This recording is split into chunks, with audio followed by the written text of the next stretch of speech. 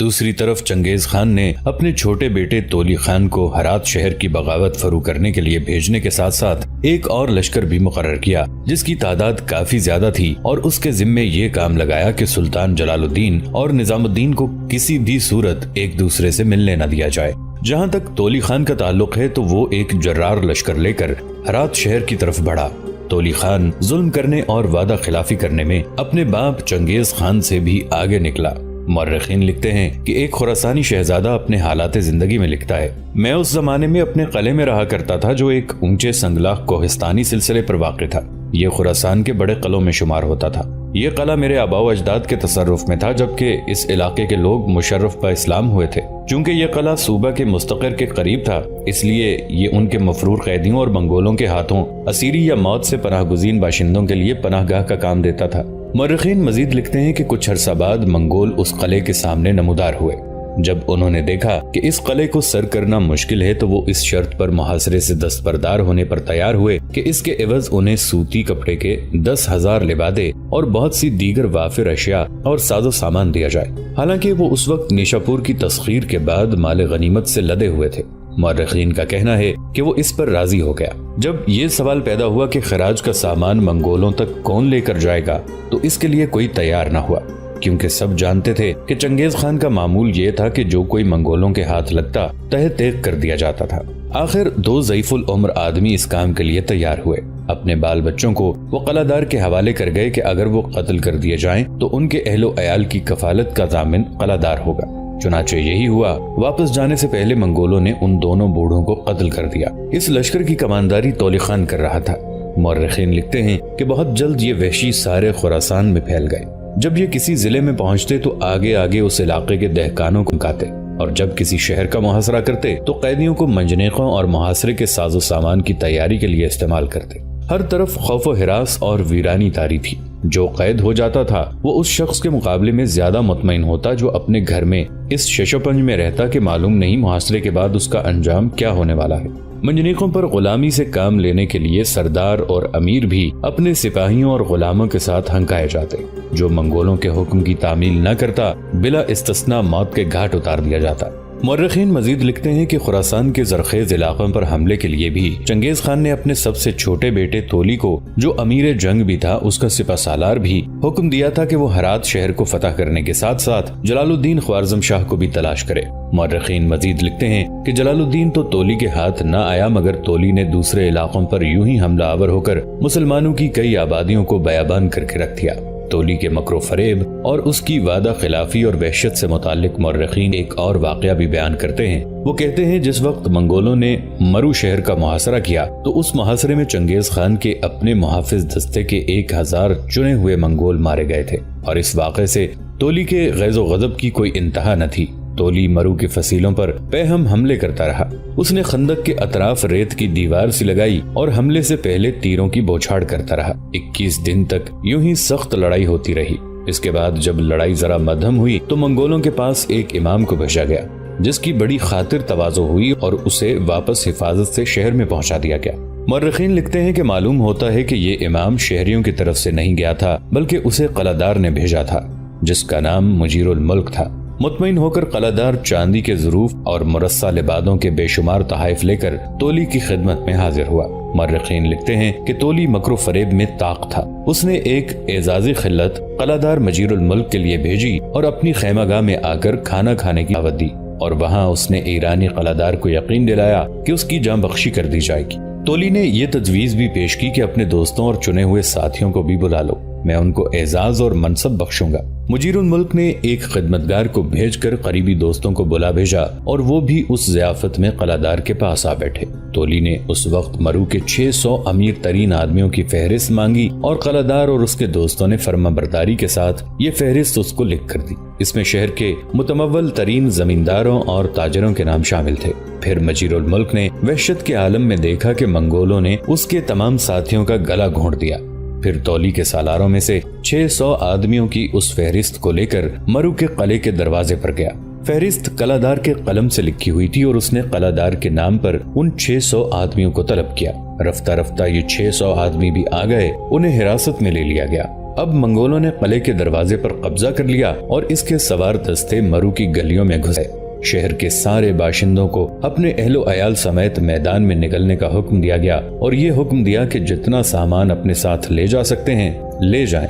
4 دن تک شہر خالی ہوتا رہا۔ ساتھ ہی مورخین لکھتے ہیں کہ اس موقع پر ایک سنہری تخت پر قیدیوں کے ہجوم میں بیٹھا تولی یہ سارا منظر دیکھ رہا تھا۔ اس کے سالار چن چن کر مسلمانوں کے سالاروں کو اس کے سامنے پیش کرتے اور تولی ان کے سر کاٹنے کا حکم دے دیتا۔ اس کے بعد مرد، عورتیں اور بچے 3 گروہوں میں الگ الگ کیے گئے۔ مردوں کو زمین پر لیٹ جانے کا حکم ملا، اس طرح کہ ان کے ہاتھ پشت کی طرف بندھے ہوئے تھے۔ اس پورے مجمع کو منگولوں میں تقسیم کر دیا گیا، جو ان سب کے گلے گھونٹتے رہے یا ان کے ٹکڑے ٹکڑے کرتے رہے۔ صرف 400 کاریگر باقی زندہ رہنے دیے گئے جن کی منگول لشکر کو ضرورت تھی۔ کچھ بچے غلام بنا کر باقی رکھے گئے۔ 600 امیروں کا بھی یہی حشر ہوا۔ پہلے تو انہیں طرح طرح کے عذاب دیے گئے، یہاں تک کہ انہیں بتا دیا کہ ان کا مال و دولت کہاں کہاں دفن ہے۔ منگولوں نے خالی مکان کو خوب مسمار کیا، دیواریں زمین کے برابر کر دیں۔ پھر تولی نے باغ موڑی۔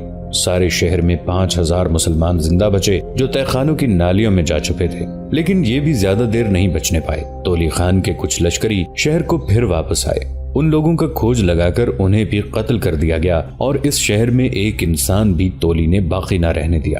تولی کے متعلق مورخین مزید لکھتے ہیں، اس طرح یکے بعد دیگرے دھوکے اور فریب اور مکر کے ساتھ اور مزید شہر فتح کر لیے گئے۔ ایک جگہ کچھ لوگوں نے اس طرح اپنی جان کو بچانا چاہا کہ لاشوں کے ہجوم میں خود بھی مردہ بن کر لیٹ گئے۔ اس موقع پر منگولوں نے یہ سن کر یہ حکم جاری کر دیا کہ آئندہ شہر کے باشندوں کا جب قتل عام ہو تو ہر ایک کا سر قلم کر دیا جائے۔ ایک اور شہر کے باسیوں میں کچھ ایرانی زندہ باقی رہ گئے تھے۔ منگولوں کا ایک دستہ اس حکم کے ساتھ واپس بھیجا گیا کہ ان باقی ماندہ افراد کو بھی کاٹ ڈالا جائے۔ خانہ بدوش منگول ان کے پڑاؤ پر پہنچے اور ان بد نصیبوں کو بڑی بے دردی سے قتل کر دیا، پر اتنا ترس بھی نہ کھایا جتنا جانوروں کے شکار کے وقت ان پر آتا ہے۔ مورخین لکھتے ہیں کہ ان منگولوں کی جنگ بھی بڑی حد تک جانوروں کے شکار کی طرح تھی۔ ہر بار انوکھی چالاکی استعمال کی جاتی کہ بنی نوع انسان کا بے خوب بنیاد سے استحصال کیا جائے۔ ایک اور تسخیر شدہ مسمار شہر کے ویرانے میں منگولوں نے ایک قیدی مؤذن کو ایک مسجد کے مینار سے اذان دینے پر مجبور کیا۔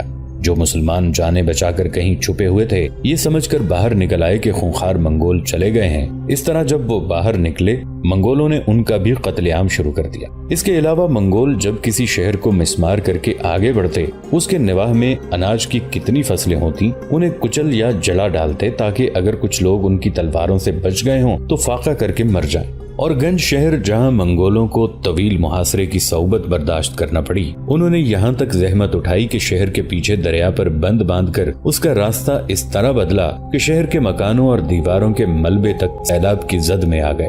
دریائے آمو کے اس طرف رخ بدلنے پر ماہر جغرافیہ دان بھی حیران رہے۔ بہرحال منگولوں کی یہ جنگ ایسی جنگ تھی جو ہر سرحد سے متجاوز تھی، اسی طرح جیسی دوسری عالمگیر جنگ تھی۔ یہ بغیر منافرت کے بنی نوع انسان کا قتل عام تھا جس کا مقصد محض انسانوں کو فنا کرنا تھا۔ اس قتل عام نے عالم اسلام کے قلب کو ایک طرح کا چٹیل میدان بنا دیا تھا۔ جو لوگ اس قتل عام سے بچ جاتے وہ اس قدر مزمحل اور پریشان ہوتے کہ کسی نہ کسی طرح کچھ کھا لیتے، پھر چھپنے کے علاوہ کسی اور کام کے نہ رہتے۔ خوف و ہراس ان پر اتنا طاری رہتا کہ شہر کے ویرانوں کو جن پر گھاس اگا کرتی تھی کسی طرح نہ چھوڑتے، یہاں تک کہ جو بھیڑیے لاشوں کو کھانے کے لیے آتے تھے انہیں وہاں سے بھگا دیتے یا انہیں بھی لاشوں کے ساتھ کھا جاتے۔ تولی خان جہاں کہیں بھی حملہ آور ہوتا اس کا حکم تھا کہ مسمار شدہ شہروں میں پھر سے انسان آباد نہ ہونے پائیں۔ ان شہروں کے نشان زمین پر داغوں کی طرح باقی رہ جاتے۔ ایک مرتبہ سے زیادہ یہ ہوا کہ جہاں کوئی شہر آباد تھا وہاں ہل چلا دیا گیا اور غلہ کاشت کیا گیا۔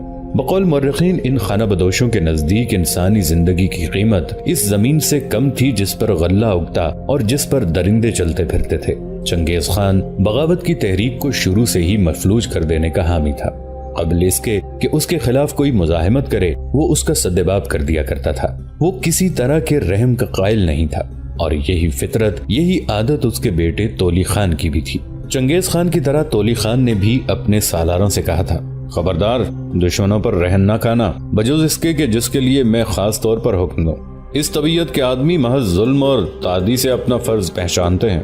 جب کوئی دشمن شکست کھاتا ہے تو خود بخود مطیع نہیں ہو جاتا، بلکہ ہمیشہ اپنے نئے مالک سے نفرت کرتا رہتا ہے۔ منگولوں کے ظلم کی وجہ سے اب راسخ العقیدہ مسلمانوں کی حالت یہ تھی کہ جب آپس میں سرگوشی کرتے تو چنگیز خان کو ملعون کہتے، لیکن جوش کی یہ آگ بھی بجھ گئی۔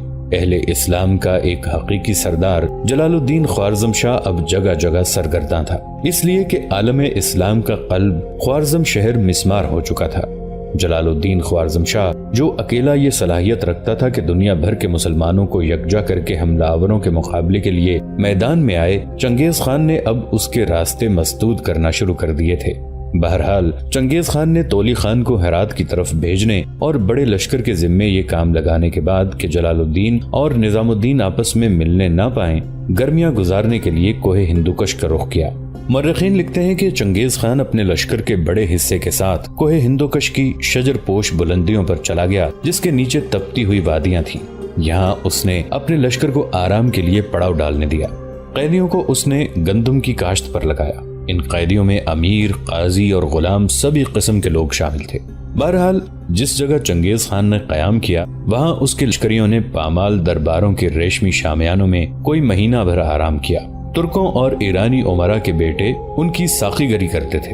دنیا اسلام کی مظلوم عورتیں منگولوں کے پڑاؤ میں بے نقاب ماری ماری پھرتی تھیں۔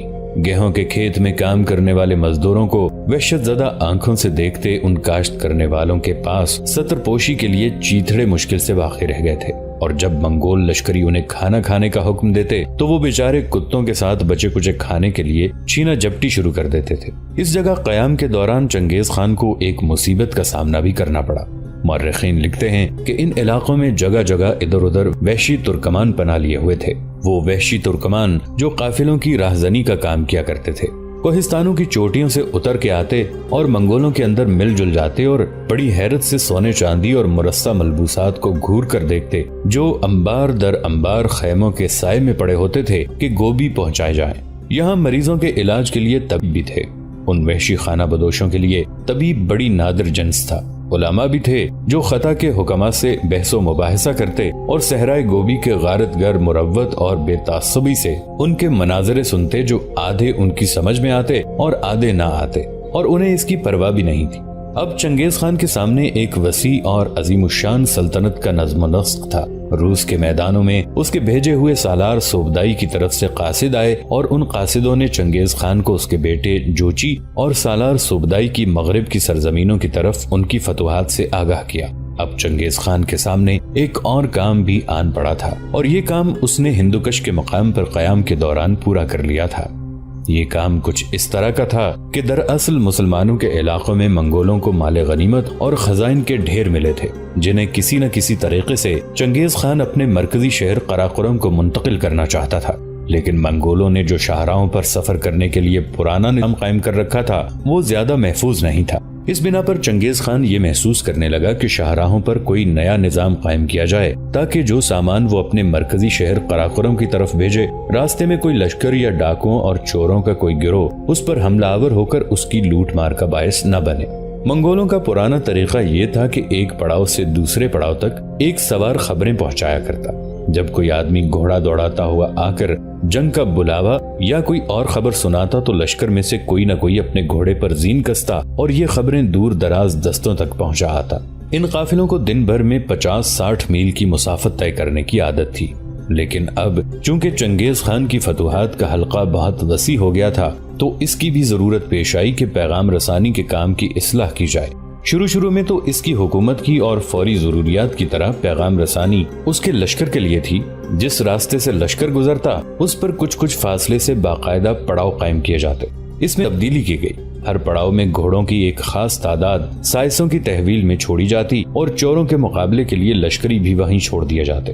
جب ایک دستہ راستے سے گزر جاتا تو زیادہ طاقتور دستے کو پیچھے چھوڑنے کی ضرورت باقی نہ رہتی۔ یہ پڑاؤ چنگیز خان نے جو قائم کیے تھے چند ضرورتوں پر مشتمل ہوتے تھے۔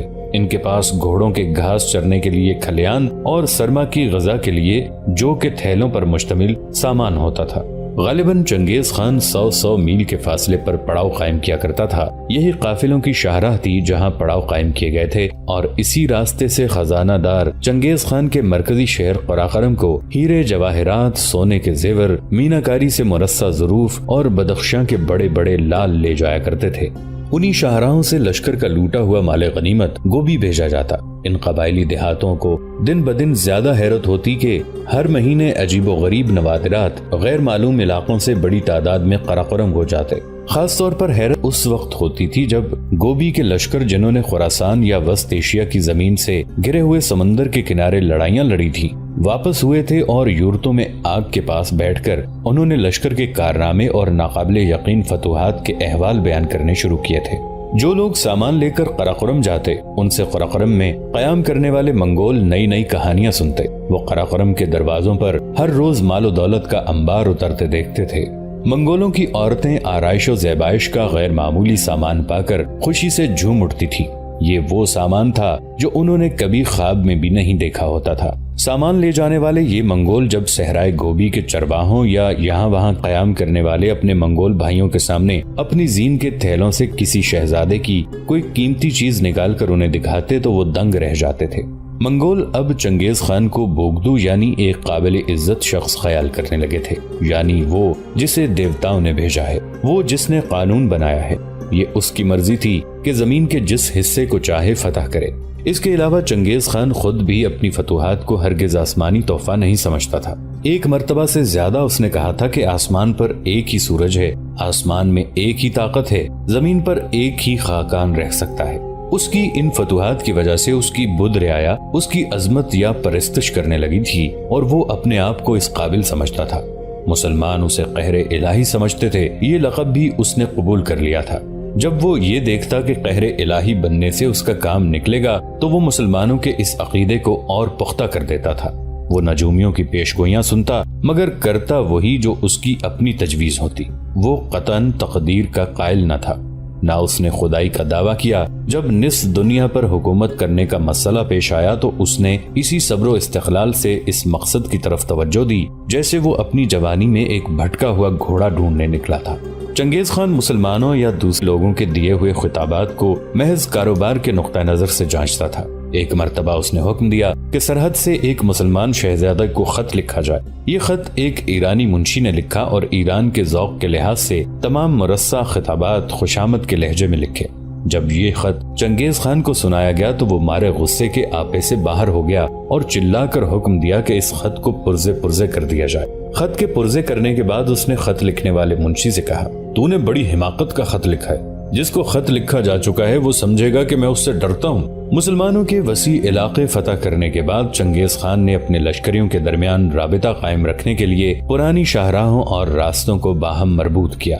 جن لوگوں کے ذمے ڈاک کا انتظام کیا گیا تھا وہ ڈاک کی سراؤں میں ٹھہر کے اپنی مہریں دکھاتے جن پر شہباز کی تصویر کھودی ہوتی۔ پھر وہ انتظار کرتے کہ ان کے لیے گلے سے پشمدار ٹٹو ڈھونڈ کے لائے جائیں گے اور چینی موٹے موٹے لحافوں جیسے روئی دار لبادوں میں ٹے ہوئے 2 پہیوں والی گاڑیوں میں ادھر ادھر سفر کرتے ہوئے ان صحراؤں میں آتے اور ان کی گاڑیوں پر پردے پڑے رہتے۔ ان کے نوکر بیش قیمت چھوٹی چھوٹی نکیاں توڑ کر آگ پر پکا کر ان کا شوربہ پیتے۔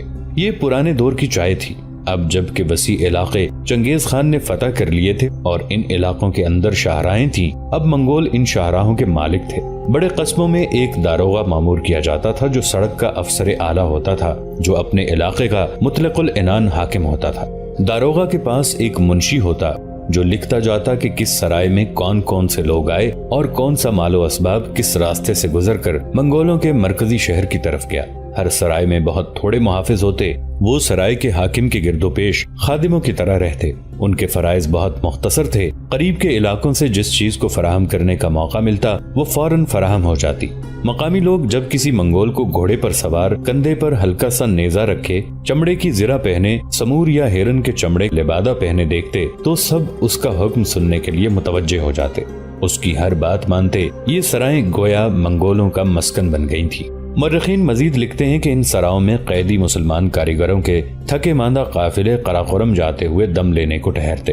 ان میں بڑھئی، گویے، اینٹیں بنانے والے، لوہار، تلوار بنانے والے، قالین ساز، سبھی طرح کے کاریگر ہوتے تھے۔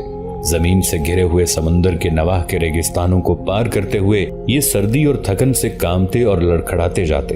پورا قافلہ ایک تنہا مغل سوار کی تحویل میں ہوتا جو ان کا نگہبان ہوتا اور راہبر بھی، مگر بچ کے نکل جانے یا بھاگ جانے کی کوئی امید اور توقع نہ ہوتی۔ مورخین یہ بھی لکھتے ہیں کہ منگولوں کی شاہراہوں پر قائم کی ہوئی ان سراؤں میں عجیب قافلے آ کر رکتے۔ زرد پگڑی والے لاما پوجا چکر کو گھماتے ہوئے ان کی آنکھیں دور دراز برفانی چوٹیوں پر جمی ہوئی ہوتی۔ تبت کی ویران ڈھلانوں سے آئے ہوئے سیاہ پگڑیوں والے لاما مسکراتے ہوئے ترچھی آنکھوں والے بدھ یاتری، جن کی سیاحت کا مقصد یہ ہوتا تھا کہ مہایانا کے راستے پر چلیں جو بدھ کا راستہ تھا۔ ننگے پاؤں سفر کرنے والے جوگی، لمبے پاؤں والے فقیر، اس دنیا سے غافل، بھورے لبادے پہنے ہوئے نستوری پادری، ان کو جادو ٹونے زیادہ آتے تھے لیکن عبادت اور انجیل کے چند ہی فقرے یاد تھے۔ سب ان شاہراہوں پر سفر کرتے اور سراؤں میں قیام کرتے۔ دوستو، آج کے لیے اتنا ہی۔ اسی کہانی کی اگلی قسط کے ساتھ بہت جلد حاضر ہوں گے۔ نیچے کامنٹ سیکشن میں اپنی رائے کا اظہار ضرور کیجیے گا۔ ہمارے اس چینل کو سبسکرائب کر کے نیچے موجود بیل آئیکن کو بھی ضرور کلک کیجیے گا۔ اگلی ملاقات تک کے لیے ہمارا اور آپ کا اللہ نگہبان۔